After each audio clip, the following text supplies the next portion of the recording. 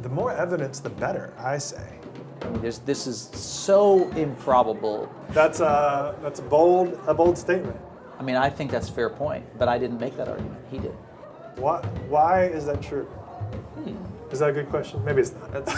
Drew, you're not supposed to ask good questions like sorry, that. sorry. Ask difficult questions. Bill, jump in here. I'm Bill the Christian. And I'm Drew the Skeptic. You're listening to The Divide. All right, we're here at the American Atheist Convention, and this is Bill the Christian, and Drew is not with us, but we'll be doing a follow-up in the after show where we discuss the interview I have here with Dan, who's from New York. Dan, welcome. Howdy, thanks. And Dan grew up Roman Catholic and really became an atheist not till you were in your early 40s, although it was a very slow journey. It's a long progression. Yeah.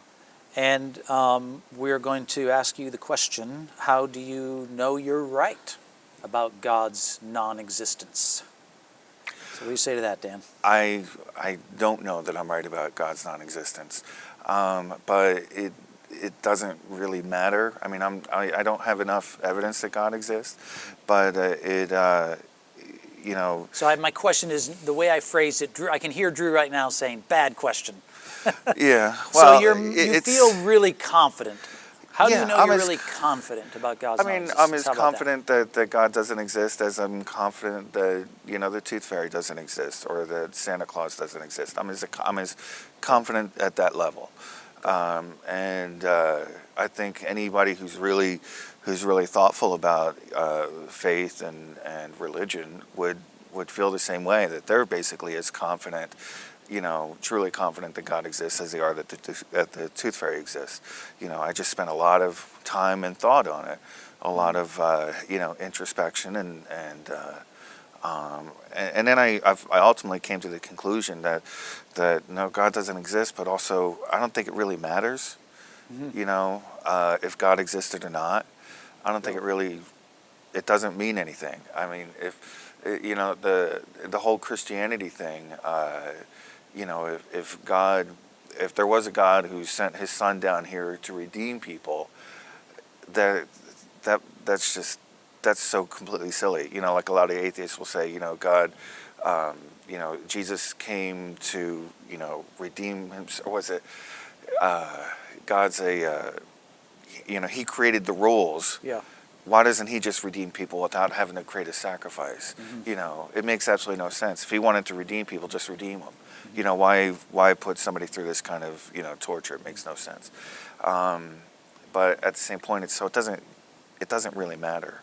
Okay, so as much as I would really like to discuss the question of does it matter, that would definitely be an interesting podcast. I think I disagree with you about that for obvious reasons. Sure, yeah. I think a Christian thinks it does matter, even at a logical level. A Christian, I actually think that it would be that. I'm not sure that's a common view. I would think most people would think if God in the sort of classical theistic sense, that even an Aristotle and a Muslim and a Jew and a Christian and many Hindus would believe in. If that God exists, I think most people would think it's consequential. But let's not talk about that because as much as I'd like to, let's talk about the analogy you gave with the Tooth Fairy. Sure. Yeah. So because I would think then that not to surprise you, but I don't believe in the Tooth Fairy. I don't believe in leprechauns, and I think I have really good reasons for not believing in them. And I think I need to give reasons, just because there are, if I wouldn't normally think I have to give reasons, but if someone says to me, are you sure leprechauns don't exist? Because there's a lot of stories about leprechauns. Then I would have to think about it a little bit, and then I would say, well, yeah, here are my reasons why I think, say, Bigfoot doesn't exist. And I would have to process it that way. I might not have thought about it till someone asked, but then I would. So what would be some of those reasons, for God's non-existence? What are some of the reasons you give? Well, the number of times that people have prayed for,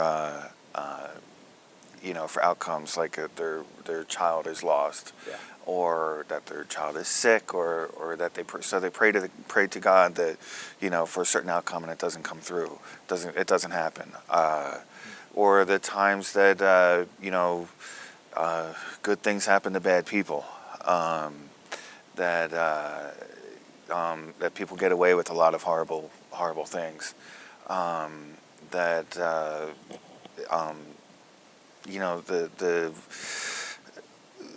the fact that there's so much randomness Yeah. in the world, no real order that's Yeah. that can be explained through other than through supernatural means. So nothing that's supernatural can be explained.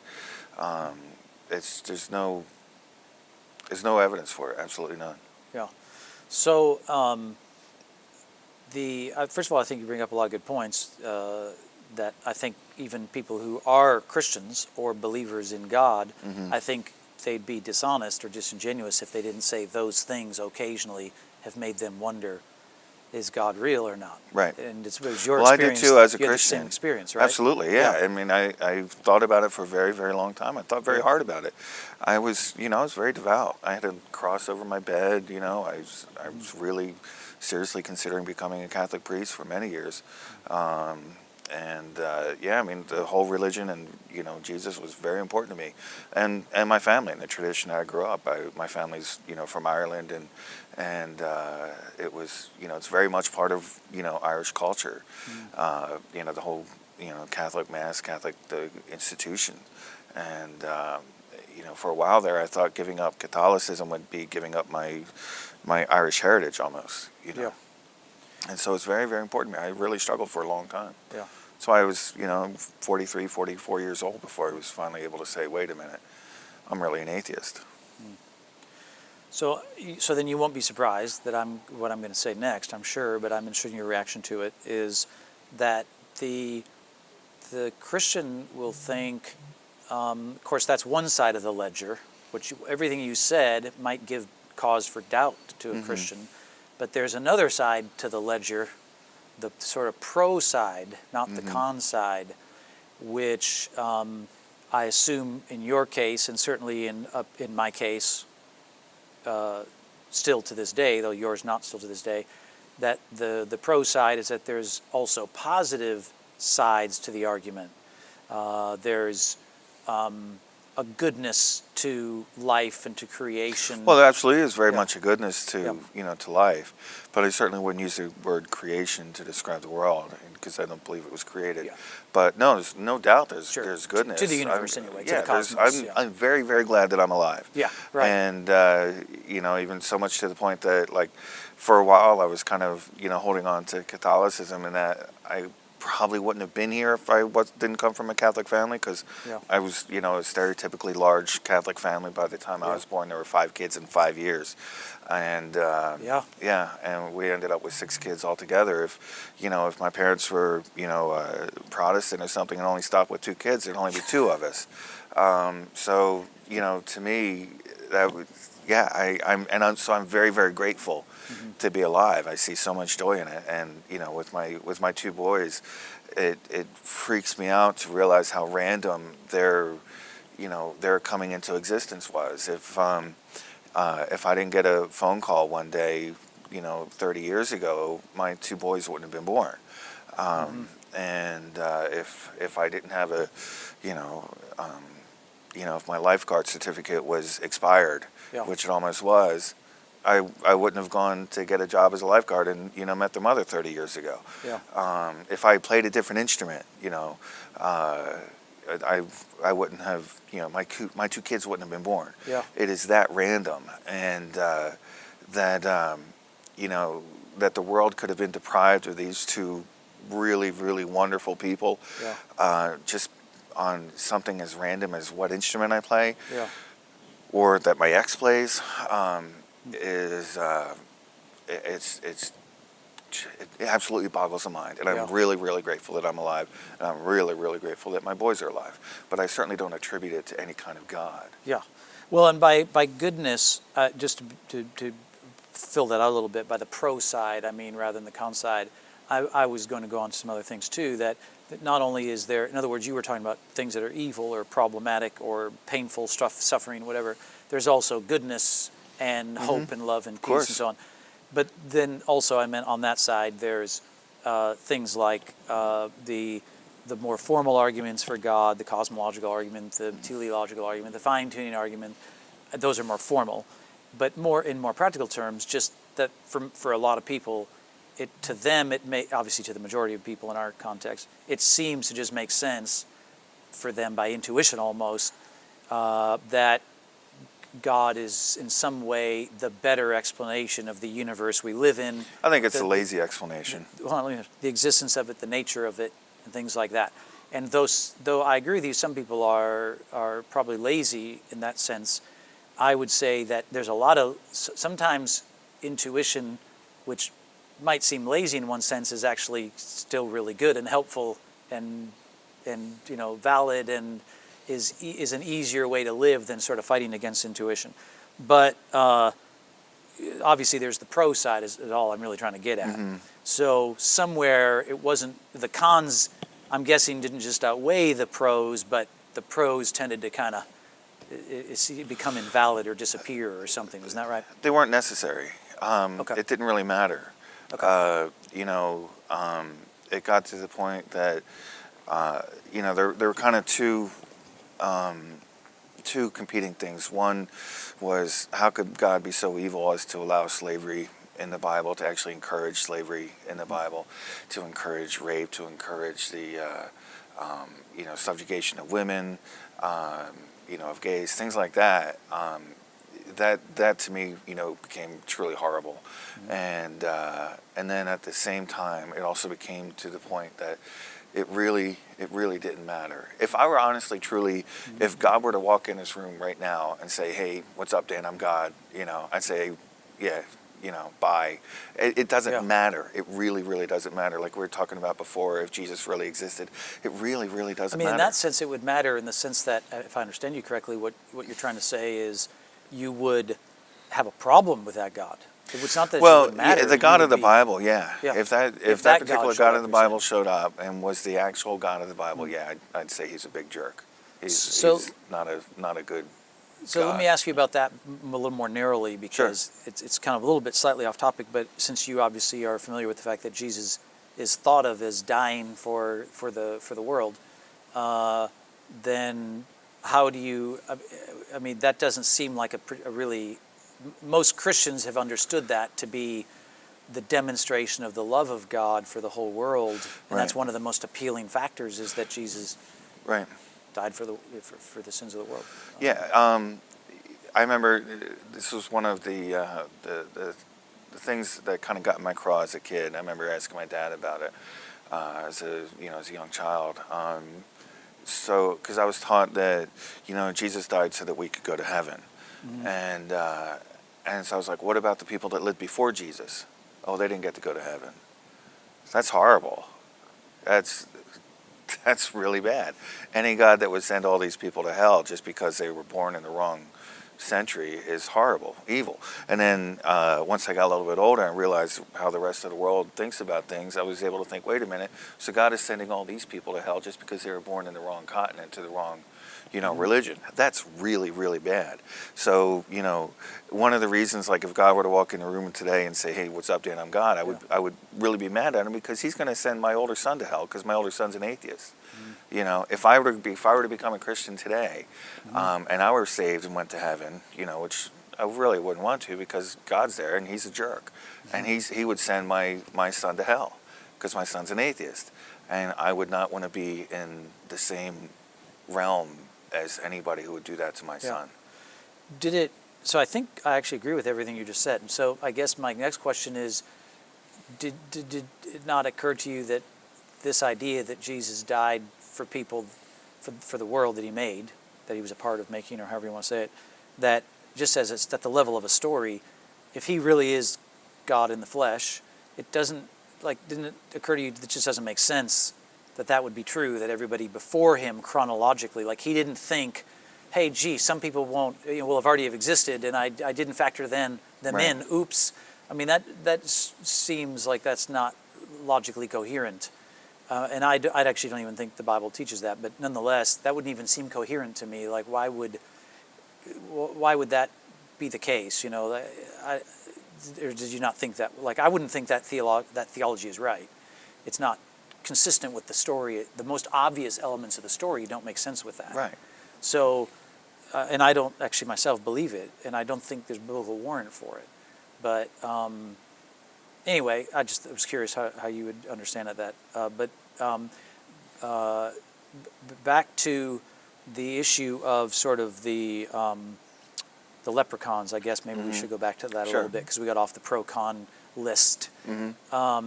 There's also issues of morality, issues of rationality on what is our rational intellect grounded in, how things like that.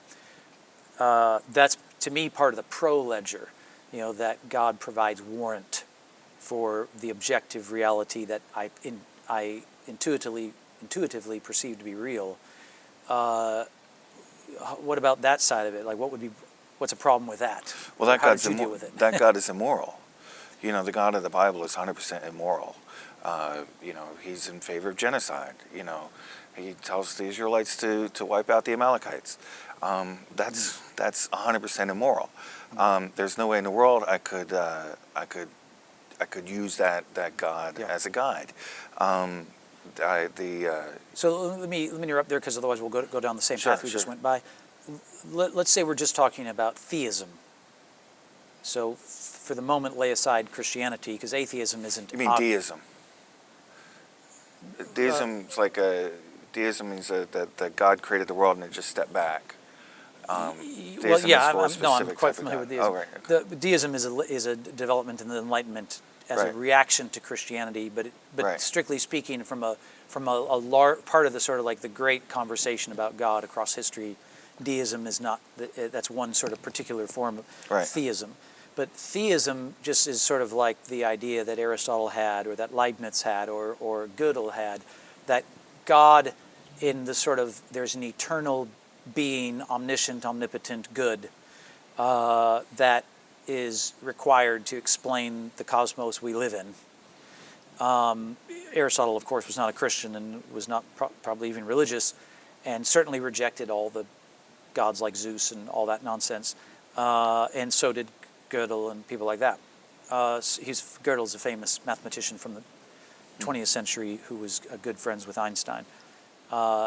They took the view, right, that there must be some kind of God, of this sort of what they call a classical theistic God, and maybe more like your sort of deist concept. Sure, it's fine, but that God provides prose to understanding the universe, which is why people like them thought that God was real. I don't think we need that to understand the universe. Okay, so in other words, a differentiation I would make is a leprechaun. You know, nobody's thought of leprechauns as explaining the universe we live in. It doesn't. A leprechaun doesn't explain why we have moral. Okay, thoughts well then let's use Quetzalcoatl then. Okay. There are lots of people who use Quetzalcoatl to explain the universe. And they truly believe that Quetzalcoatl created the universe. Yeah. There's I think the Incas believe that God rose up out of a pond and blinked the universe into existence. Yeah. That's how they explain the universe. People for centuries all around the world find ways to explain the universe, but fortunately we're now in a time that we're able to use science to do that. That we're able to use telescopes to understand, the world outside of, the space outside of our world. We're able to use, education, enlightenment, and communication with each other. That, one scientist is very good at understanding this kind of thing, and this scientist is very good at understanding that kind of thing. You put them both together, now we understand more.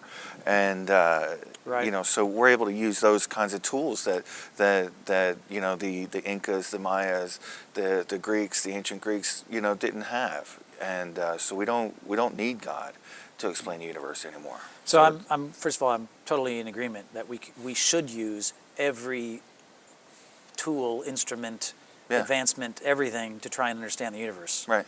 I'm a Galilean in that sense. I'm like Galileo. I think if we get a telescope, use the thing. Yeah, absolutely. And whatever its conclusions are what they are. I'm totally with Galileo on that. Right. I'm also with Galileo that this doesn't dispense with the idea of God. In fact, there's a real interesting play by Aristophanes called The Clouds, Greek playwright, and it's a comedy. And there's a part of The Clouds where this farmer is in this philosophical school because he's trying to get out of debt, and he figures, I can learn how to make great arguments, and that's how you make money. Basically, I'll become a lawyer, and I'll make quick money, and I'll pay off my debts. And so he goes there, and he mentions to Socrates, who's kind of a Saturday Night Live type figure in the play. They're mocking Socrates. And he says to him, he makes a comment about by Zeus, and the guy says, Socrates says, no, look, around here we don't need Zeus, we don't acknowledge Zeus. And the guy says, well, look, there has to be a Zeus, because otherwise how would it rain? Right. And Socrates explains in a kind of comical way where rain really comes from naturally. There's nature can explain rain. So the title of the play. And then the guy says, oh, I guess we don't need Zeus for that, but we still need Zeus for this. And after he goes through a few things and Socrates explains it, the guy becomes an atheist. Yeah. Well, that's kind of God of the gaps. The gap's getting smaller and smaller and smaller. So the interesting thing to me is, first of all, it's an ancient argument. That's a very, very old way to look at it. Yeah. And secondly, I don't think Aristophanes meant to present it as a serious argument. I think he's mocking it. Maybe I'm wrong. But I think that the ancient philosophers more than adequately understood that and dispensed with that I don't think Aristotle in any way made an argument for God like that. I do think some people who are religious and believe in God do make the mistake of making that kind of an argument. Well, absolutely. I wouldn't say everything about the way they think is that way, but I hear it a lot myself, and I think I'm guilty of it at times. Yeah, it's the God of the gaps essentially, and the gaps get smaller and smaller. But the issue that I have is when people deliberately ignore the science to try to hold on to their God. The best example of that is how many theists try to argue against evolution. Because they're afraid that they'll lose their God. They'll lose their sense of of creation. If there's no Adam and Eve, there's no fall from grace, then there's no need for Jesus. So Darwin himself actually had to deal with the fact that there were people in his day that rejected his theory because they did not think it glorified God by having this long evolutionary thing. And Darwin argued that, and he actually quoted a theologian in his day when he made the argument in Origin of the Species, I think, that he felt like that his theory of natural selection operating on random mutation actually glorified God more than the special creation type model that some people had.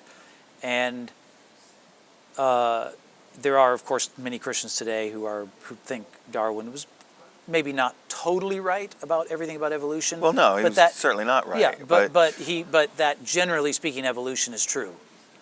Not that they think it explains everything, but it explains a good bit of the biological history of humanity. There's a website called BioLogos, which is a bunch of practicing scientists who are themselves evangelical Christians who try to persuade other Christians to give up arguing about the evolutionary thing. They don't think they should give up the idea that God is still real and that evolution, they clearly take the view that evolution does not dispense with God. In other words, they don't think by virtue of having arrived at evolution, we've somehow explained away God. And that's sort of going back to my pro side of the ledger, my sort of view is evolution or not. C.S. Lewis, of course, famously believed in evolution, but still made it an industry out of writing arguments about the existence of God.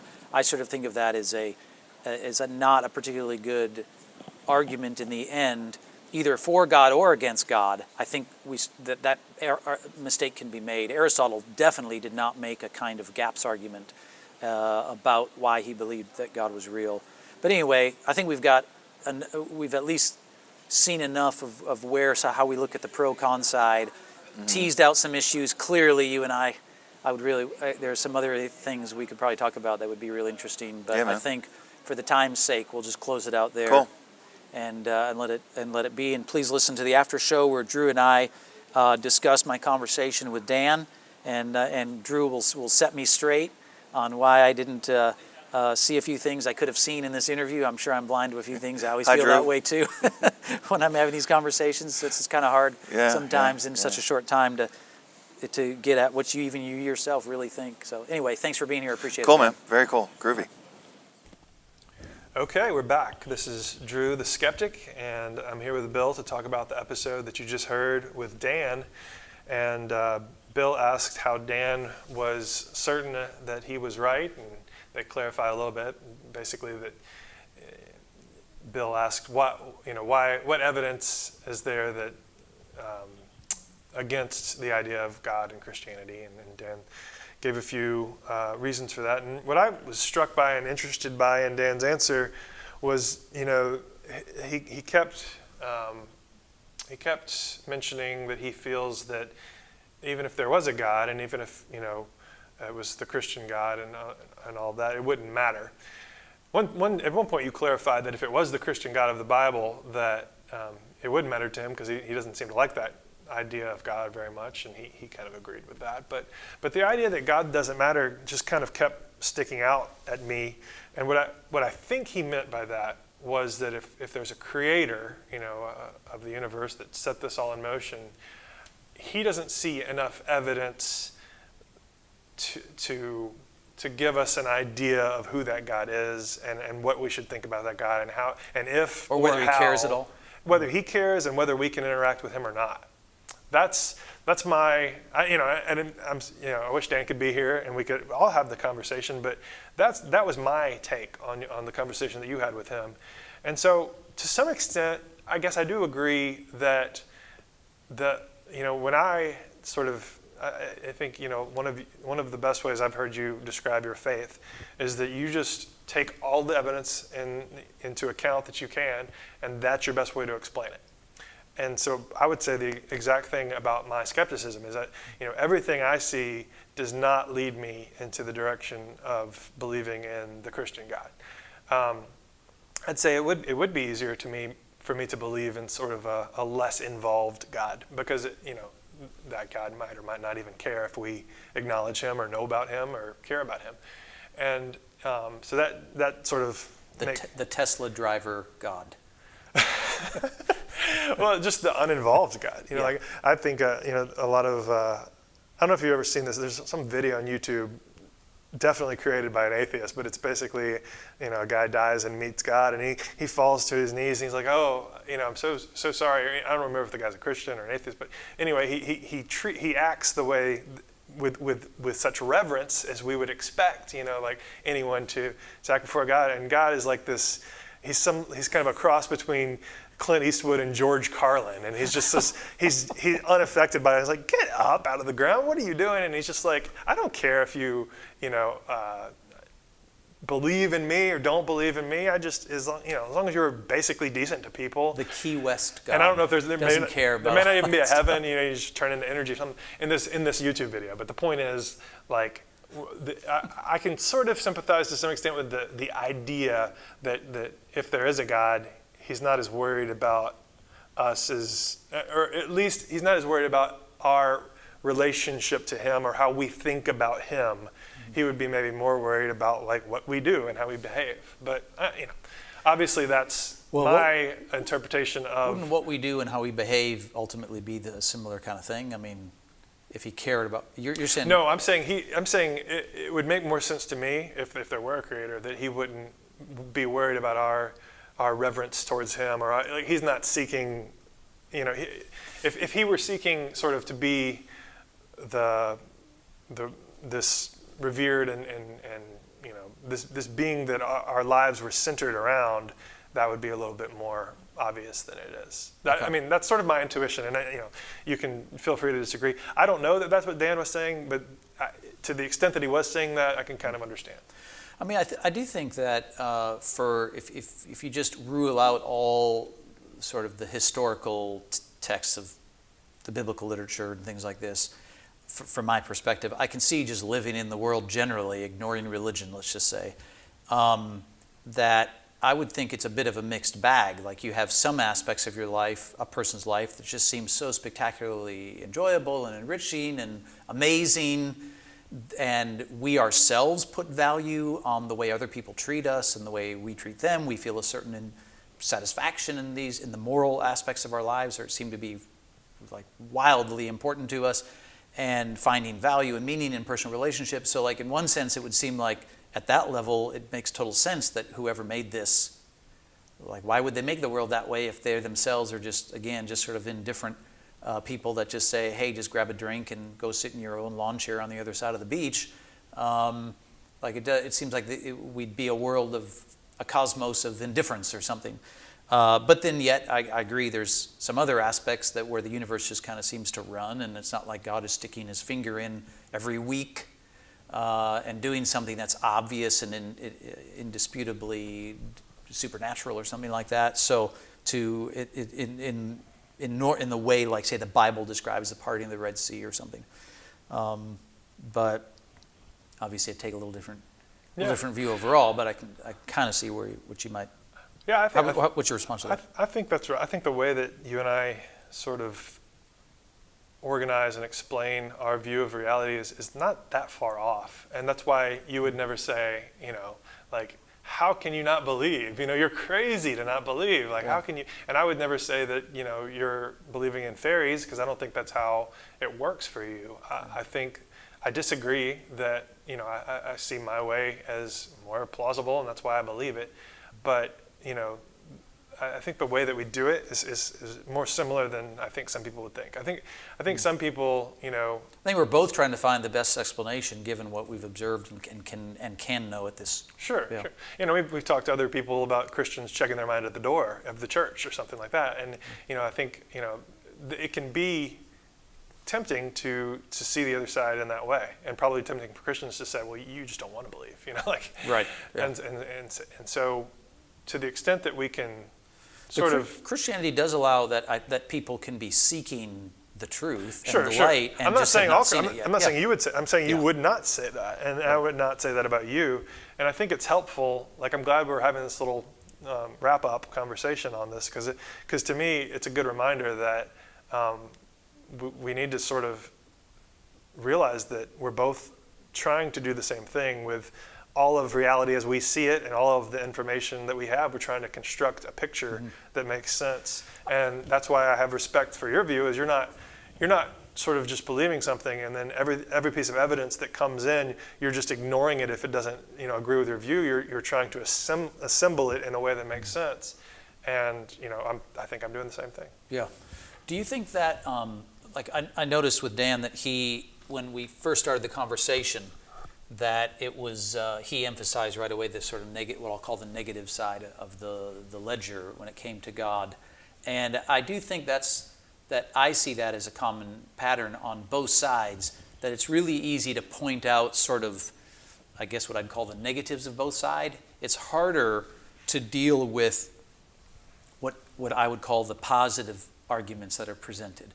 On one side or the other. I think that's the temptation I was talking about earlier, is like it's very tempting to just say, well, you don't have any positives on your side, because it's easier. Like, you don't want to think about, well, okay, like for you, I think you would say, well, we theist Christians have a really very hard time of explaining the problem of pain. We have a really hard time with that. And I, on the other hand, would say, well, I have a really hard time explaining morality. Like, right. Why is there morality? So we can both sort of see the stronger points for each other and still take them into account. Yeah. And I think that's important to do, and it's hard to do, but I mean, that's why we're having these conversations, is because it helps us to remember to do so. Yeah. Excellent. Very good, and enjoyed this very much. Yeah. Again. Yeah. Thanks, Dan. I'm Bill the Christian. And I'm Drew the Skeptic. Thanks for listening. The Divide is produced by Alan and Ben Hallbrooks and edited by John Workman. Dalton Reed handles IT. Join us for further discussion on this topic at our subreddit, TheDividebyiPUB. To learn more about other episodes and who we are, check out ipub.org/thedivide. See you next time on The Divide.